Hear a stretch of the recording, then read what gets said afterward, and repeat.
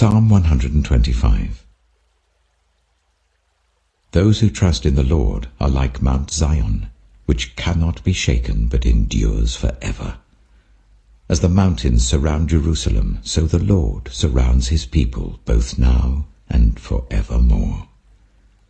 The scepter of the wicked will not remain over the land allotted to the righteous, for then the righteous might use their hands to do evil. Lord, do good to those who are good, to those who are upright in heart. But those who turn to crooked ways, the Lord will banish with the evildoers. Peace be on Israel. Matthew chapter 26. When Jesus had finished saying all these things, he said to his disciples, "As you know, the Passover is 2 days away, and the Son of Man will be handed over to be crucified."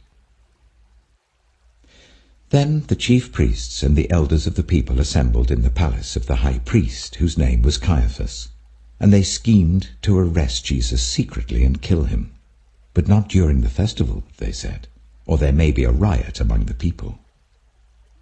While Jesus was in Bethany, in the home of Simon the leper, a woman came to him with an alabaster jar of very expensive perfume, which she poured on his head as he was reclining at the table. When the disciples saw this, they were indignant.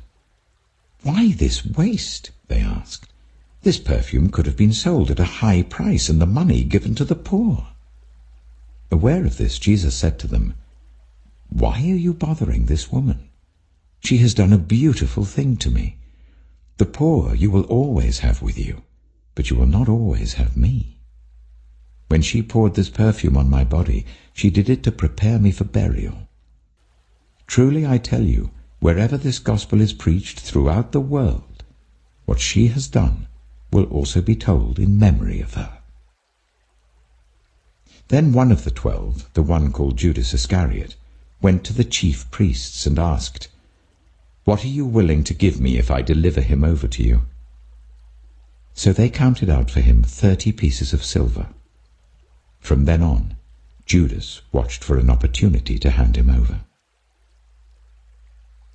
On the first day of the festival of unleavened bread, the disciples came to Jesus and asked, "Where do you want us to make preparations for you to eat the Passover?" He replied, "Go into the city to a certain man and tell him, 'The teacher says, my appointed time is near. I'm going to celebrate the Passover with my disciples at your house.'" So the disciples did as Jesus had directed them and prepared the Passover.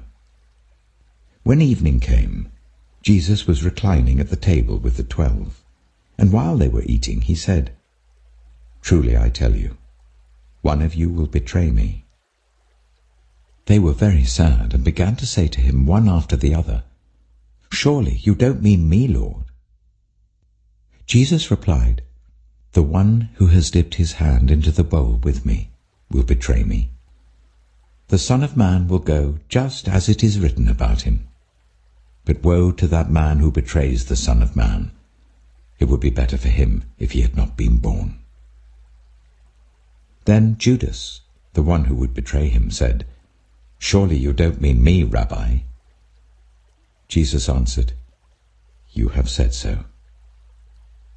While they were eating, Jesus took bread, and when he had given thanks, he broke it and gave it to his disciples, saying, "Take and eat. This is my body."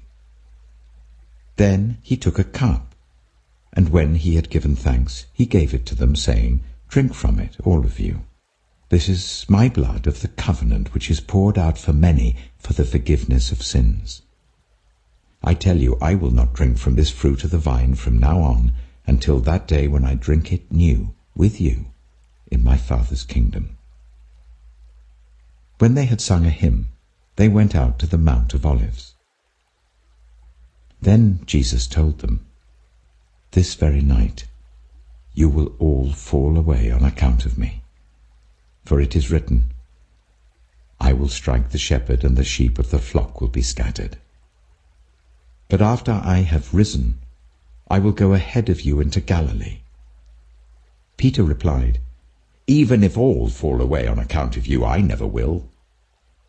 "Truly I tell you," Jesus answered, "this very night before the cock crows, you will disown me 3 times. But Peter declared, "Even if I have to die with you, I will never disown you." And all the other disciples said the same.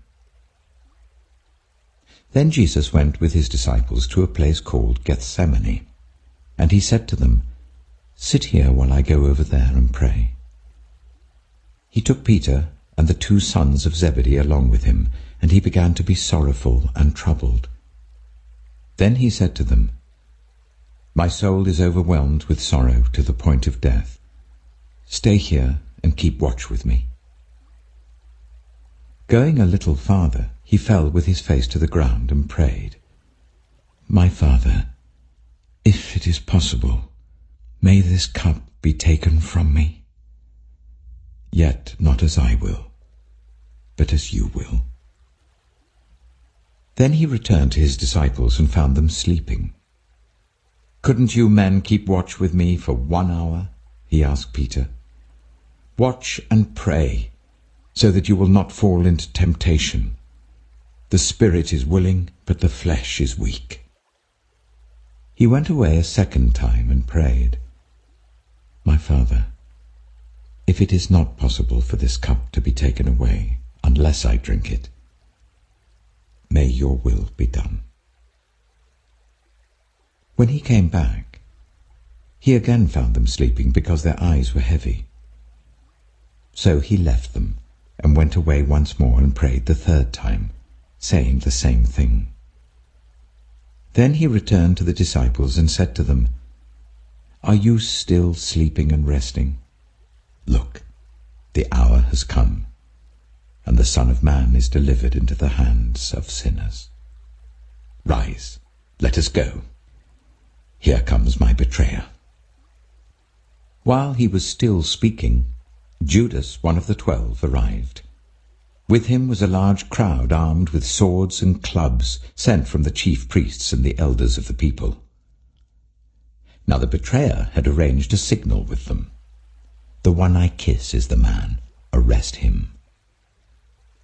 Going at once to Jesus, Judas said, "Greetings, Rabbi," and kissed him. Jesus replied, "Do what you came for, friend."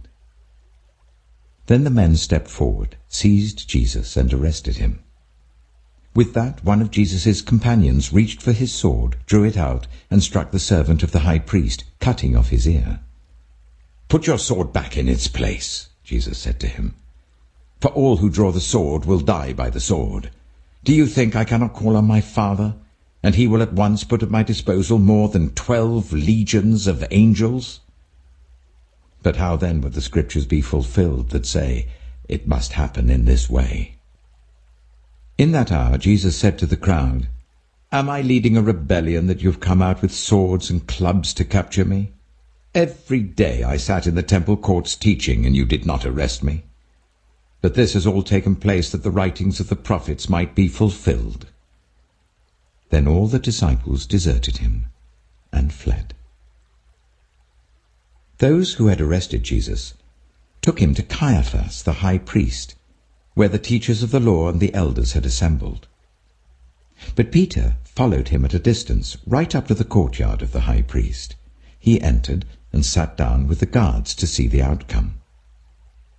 The chief priests and the whole Sanhedrin were looking for false evidence against Jesus, so that they could put him to death. But they did not find any, though many false witnesses came forward. Finally, 2 came forward and declared, "This fellow said, 'I am able to destroy the temple of God and rebuild it in 3 days.'" Then the high priest stood up and said to Jesus, "Are you not going to answer? What is this testimony that these men are bringing against you?" But Jesus remained silent. The high priest said to him, "I charge you under oath by the living God. Tell us if you are the Messiah, the Son of God." "You have said so," Jesus replied. "But I say to all of you, From now on you will see the Son of Man sitting at the right hand of the Mighty One and coming on the clouds of heaven." Then the high priest tore his clothes and said, "He has spoken blasphemy. Why do we need any more witnesses? Look, now you have heard the blasphemy. What do you think?" "He is worthy of death," they answered. Then they spat in his face and struck him with their fists. Others slapped him and said, "Prophesy to us, Messiah. Who hit you?" Now Peter was sitting out in the courtyard, and a servant girl came to him. "You also were with Jesus of Galilee," she said. But he denied it before them all. "I don't know what you're talking about," he said. Then he went out to the gateway, where another servant girl saw him and said to the people there, "This fellow was with Jesus of Nazareth." He denied it again with an oath. "I don't know the man."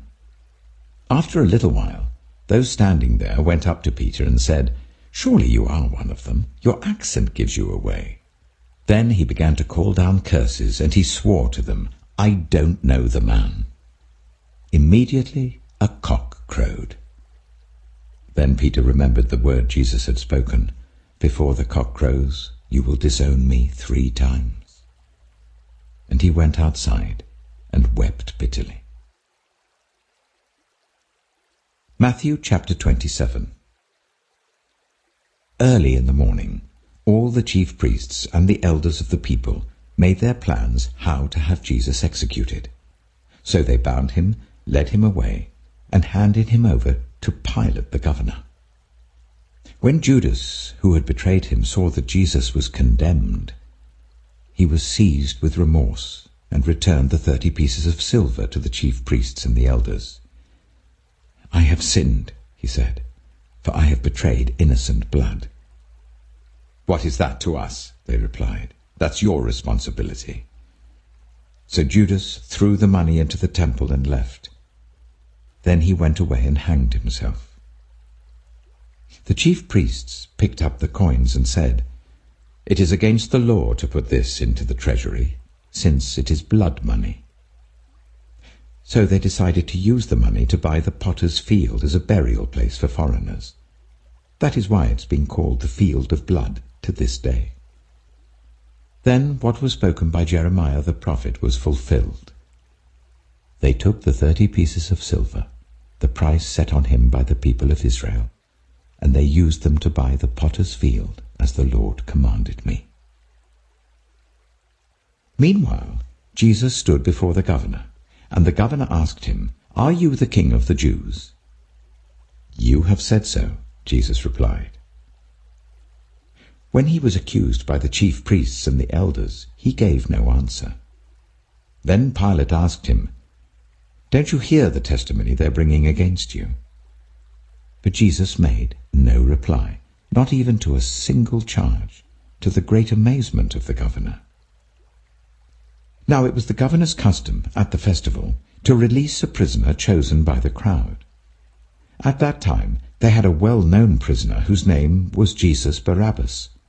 So when the crowd had gathered, Pilate asked them, "Which one do you want me to release to you, Jesus Barabbas or Jesus who is called the Messiah?" For he knew it was out of self-interest that they had handed Jesus over to him. While Pilate was sitting on the judge's seat, his wife sent him this message, "Don't have anything to do with that innocent man, for I have suffered a great deal today in a dream because of him." But the chief priests and the elders persuaded the crowd to ask for Barabbas and to have Jesus executed. "Which of the two do you want me to release to you?" asked the governor. "Barabbas," they answered. "What shall I do then with Jesus who is called the Messiah?" Pilate asked. They all answered, "Crucify him." "Why? What crime has he committed?" asked Pilate. But they shouted all the louder, "Crucify him!" When Pilate saw that he was getting nowhere, but that instead an uproar was starting, he took water and washed his hands in front of the crowd. "I am innocent of this man's blood," he said. "It is your responsibility." All the people answered, "His blood is on us and on our children." Then he released Barabbas to them, but he had Jesus flogged and handed him over to be crucified. Then the governor's soldiers took Jesus into the praetorium and gathered the whole company of soldiers round him. They stripped him and put a scarlet robe on him, and then twisted together a crown of thorns and set it on his head. They put a staff in his right hand. Then they knelt in front of him and mocked him. "Hail, King of the Jews!" they said. They spat on him and took the staff and struck him on the head again and again. After they had mocked him, they took off the robe and put his own clothes on him. Then they led him away to crucify him. As they were going out, they met a man from Cyrene named Simon, and they forced him to carry the cross. They came to a place called Golgotha, which means the place of the skull. There they offered Jesus wine to drink mixed with gall, but after tasting it he refused to drink it. When they had crucified him, they divided up his clothes by casting lots, and sitting down they kept watch over him there. Above his head they placed the written charge against him, "This is Jesus, the King of the Jews." 2 rebels were crucified with him, one on his right and one on his left. Those who passed by hurled insults at him, shaking their heads and saying, "You who are going to destroy the temple and build it in 3 days, save yourself. Come down from the cross if you are the Son of God." In the same way the chief priests, the teachers of the law, and the elders mocked him. "He saved others," they said, "but he can't save himself. He's the King of Israel. Let him come down now from the cross, and we will believe in him. He trusts in God. Let God rescue him now, if he wants him. For he said, 'I am the Son of God.'" In the same way the rebels who were crucified with him also heaped insults on him. From noon until 3 in the afternoon, darkness came over all the land. About 3 in the afternoon, Jesus cried out in a loud voice, "Eli, Eli, lama sabachthani," which means, my God, why have you forsaken me?" When some of those standing there heard this, they said, "He's calling Elijah." Immediately one of them ran and got a sponge. He filled it with wine vinegar, put it on a staff, and offered it to Jesus to drink. The rest said, "Now leave him alone.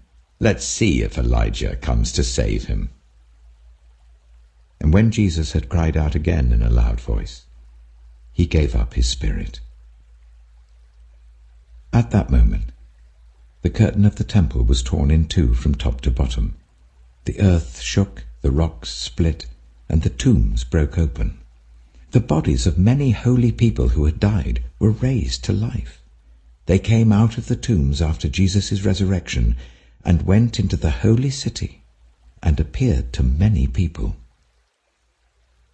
When the centurion and those with him who were guarding Jesus saw the earthquake and all that had happened, they were terrified and exclaimed, "Surely he was the Son of God."